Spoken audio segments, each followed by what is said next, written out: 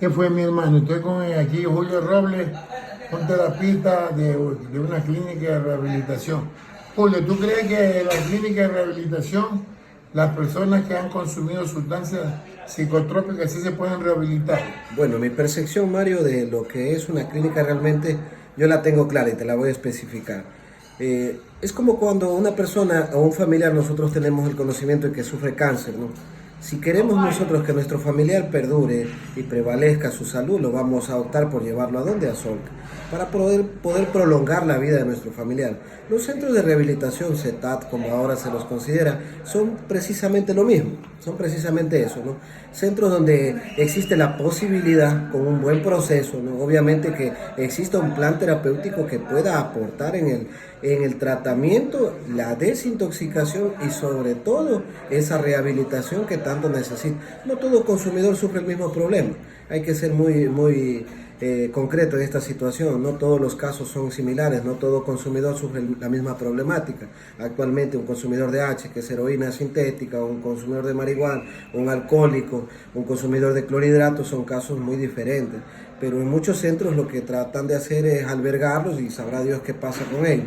Cuando empiezas a emplearte realmente en el trabajo profundo, ¿no?, del paciente, de los sucesos, qué sucedió en la vida de él, y entender qué está produciendo la sustancia dentro de su organismo, porque la enfermedad que sufre un consumidor es una enfermedad psicoemocional, tiene que ver mucho con las emociones y con la conducta.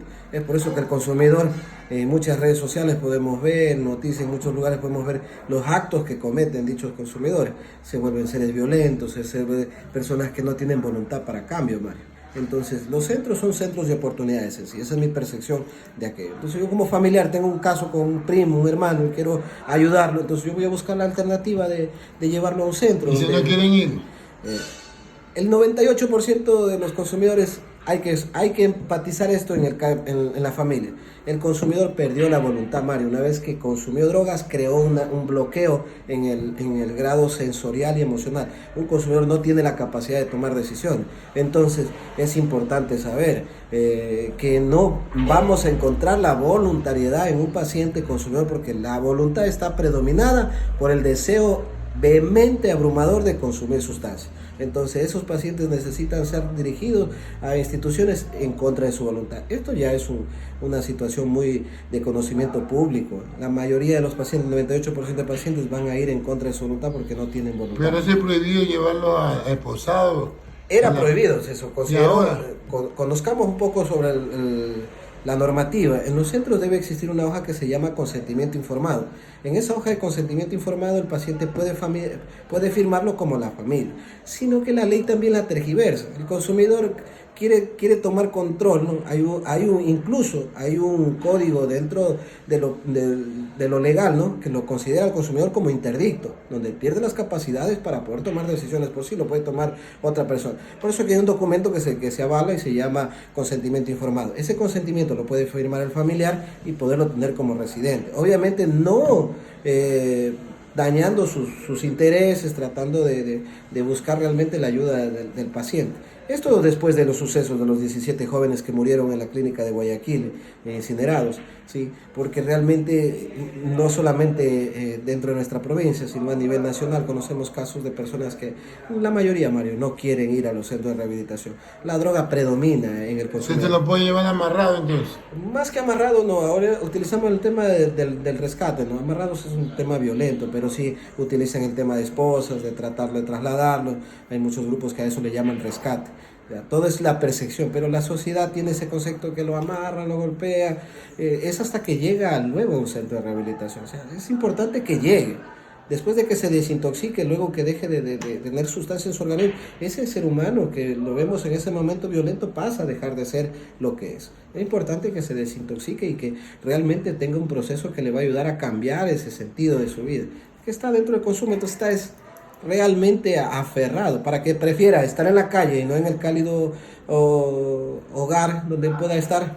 Hay una idea bastante desubicada del consumidor. Entonces, pero nosotros somos personas que podemos ver, pues, Mario. ¿Y usted consumió alguna vez? Sí, realmente sí, Mario. ¿Cuántos años? ¿A los cuántos años consumió? Yo conocí la droga a los 14 años. Sí. Después de conocer esa experiencia, también tuve la experiencia de estar en un centro donde Bueno, no fue muy técnico mi proceso, pero pude entender.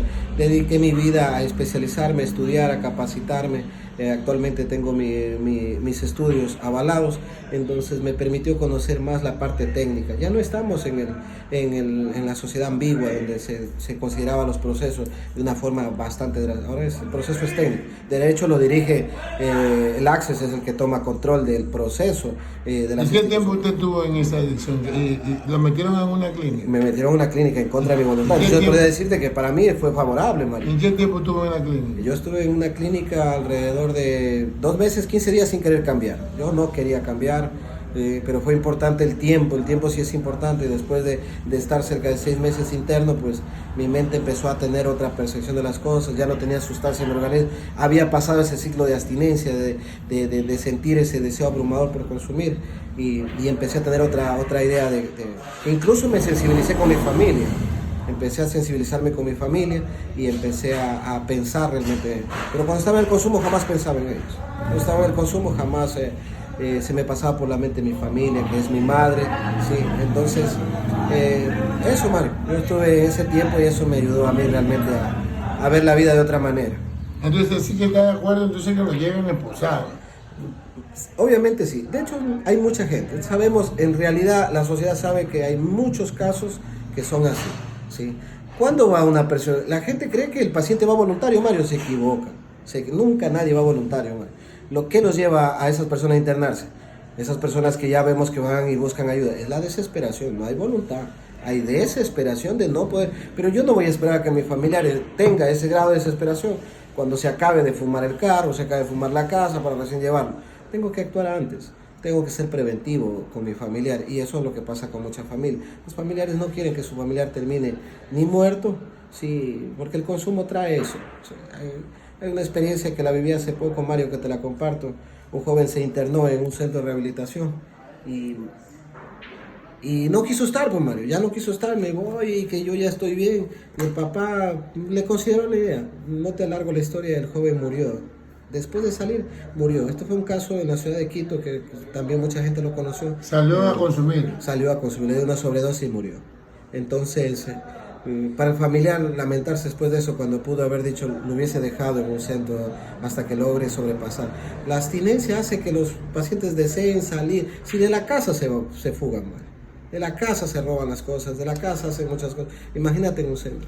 Realmente debe haber esa empatía por trabajar con un paciente, no una institución que no sabe realmente la problemática de un paciente. Usted está en una clínica de rehabilitación, ¿cómo podría contactarlo alguien con usted? Nosotros tenemos una página que se llama, en la cual está la institución, se llama CETAT Victoria. También hay una marca muy conocida que es Rodcast. Yo durante todos mis años he mantenido esta marca de Rodcast porque yo soy Robles Castro, y ahí es donde hago muchos videos preventivos, informativos. Entonces, ahí nos pueden contactar, ahí es donde dirigimos los casos. Lo importante es dar la atención. A mí me gusta más que todo poderle brindar una información más asertiva al familiar, para que él pueda familiarizarse con el caso de un paciente. Bueno, muchas gracias, señor Robles. Un gusto, Mario.